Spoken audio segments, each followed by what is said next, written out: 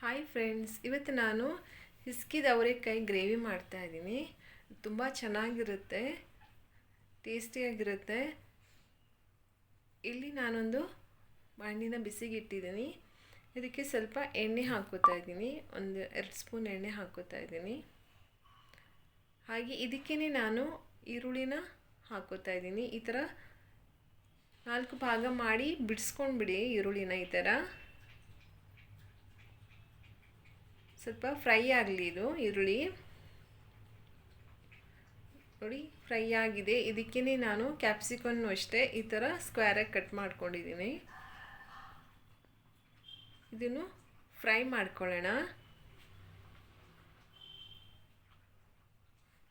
ನೋಡಿ, ಫ್ರೈ ಆಗಿದೆ. ಇದನ್ನು ತೆಗಿತಾ ಇದ್ದೀನಿ ನಾನು.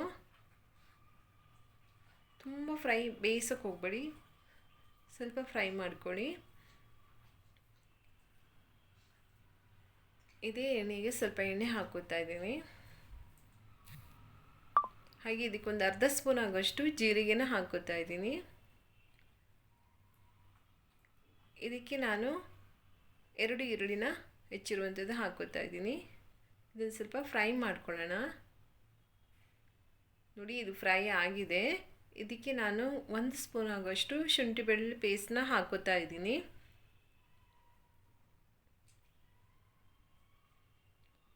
ಇದನ್ನು ಫ್ರೈ ಮಾಡ್ಕೊಳ್ಳೋಣ. ಸ್ಮೆಲ್ ಹೋಗೋವರೆಗೂ ಫ್ರೈ ಮಾಡ್ಕೊಳ್ಳಿ. ನೋಡಿ, ಇದು ಫ್ರೈ ಆಗಿದೆ. ಇಲ್ಲಿ ನಾನು 3 ಟೊಮೆಟೊನ ಬೇಯಿಸಿ ರುಬ್ಬಿರುವಂಥದ್ದು ಅದನ್ನು ಹಾಕ್ಕೋತಾ ಇದ್ದೀನಿ. ಬೇಯಿಸ್ಕೊಂಡು ಹಾಕ್ಕೊಂಡ್ರೆ ತುಂಬ ಚೆನ್ನಾಗಿ ಬರುತ್ತೆ ಟೇಸ್ಟು. ಇದು ಚೆನ್ನಾಗಿ ಫ್ರೈ ಆಗಲಿ, ಡ್ರೈ ಆಗಲಿ. ಇದು ಇಲ್ಲಿ ನಾನು ಹಿಸ್ಕಿದ ಅವರೆಕಾಯಿನ ಬೇಯಕ್ಕೆ ಇಡ್ತಾ ಇದ್ದೀನಿ. ಇದಕ್ಕೆ ಸ್ವಲ್ಪ ಉಪ್ಪು ಹಾಕೊಳ್ಳೋಣ, ನೋಡ್ಕೊಂಡು ಹಾಕ್ಕೊಳ್ಳಿ. ಇಲ್ಲಿ ನೋಡಿ, ಇದು ಚೆನ್ನಾಗಿ ಡ್ರೈ ಆಗಿದೆ. ಇದಕ್ಕೆ ನಾನು 1 ಸ್ಪೂನ್ ಆಗೋಷ್ಟು ಧನಿಯಾ ಪೌಡ್ರನ್ನ ಹಾಕ್ಕೋತಾ ಇದ್ದೀನಿ. ಹಾಗೆ ಸ್ವಲ್ಪ ಅರಿಶಿನ ಹಾಕ್ಕೋತಾ ಇದ್ದೀನಿ, ಒಂದು 1/4 ಟೀ ಸ್ಪೂನ್ ಆಗೋಷ್ಟು. ನೋಡಿ, ಸ್ವಲ್ಪನೇ ಹಾಕ್ಕೋತಾ ಇದ್ದೀನಿ. ಹಾಗೆ ಒಂದು ಅರ್ಧ ಸ್ಪೂನ್ ಆಗೋಷ್ಟು ಗರಂ ಮಸಾಲ ಹಾಕ್ಕೋತಾ ಇದ್ದೀನಿ.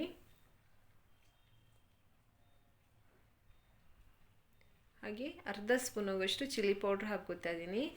ನಿಮಗೆ ಜಾಸ್ತಿ ಬೇಕಂದರೆ ಜಾಸ್ತಿ ಹಾಕ್ಕೋಬೋದು. ಇದನ್ನು ಸ್ವಲ್ಪ ಫ್ರೈ ಮಾಡ್ಕೊಳ್ಳೋಣ. ಇದರಲ್ಲಿ ಫ್ರೈ ಆಗಲಿ.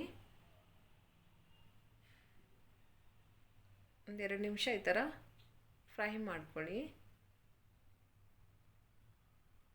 ನೋಡಿ, ಇದು ಫ್ರೈ ಆಗಿದೆ, ಸಾಕು ಇದು.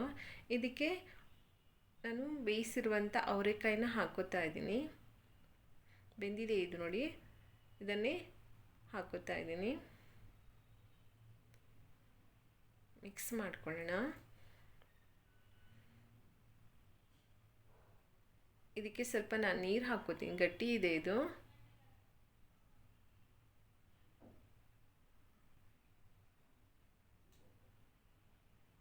ನೀರು ಹಾಕ್ಕೊಂಡಿದ್ದೀನಿ.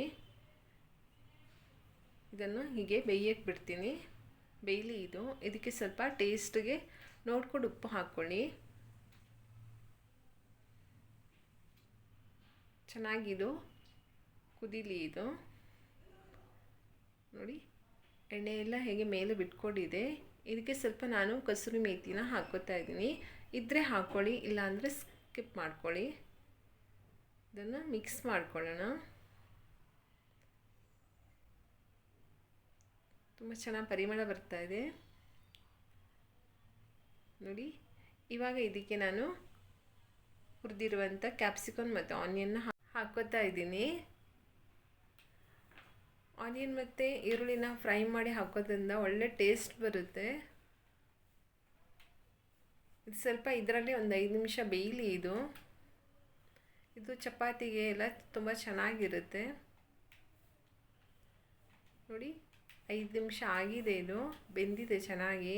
ಗ್ಯಾಸ್ನ ಆಫ್ ಮಾಡ್ಕೋತಾ ಇದ್ದೀನಿ. ನೋಡಿ, ತುಂಬ ಚೆನ್ನಾಗಿ ಬಂದಿದೆ ಇದು. ಟೇಸ್ಟು ಅಷ್ಟೇ ತುಂಬ ಚೆನ್ನಾಗಿರುತ್ತೆ. ನೀವು ಇದನ್ನು ಟ್ರೈ ಮಾಡಿ. ಇಷ್ಟ ಆದರೆ ಲೈಕ್ ಮಾಡಿ, ಶೇರ್ ಮಾಡಿ, ಸಬ್ಸ್ಕ್ರೈಬ್ ಮಾಡಿ. Thank you.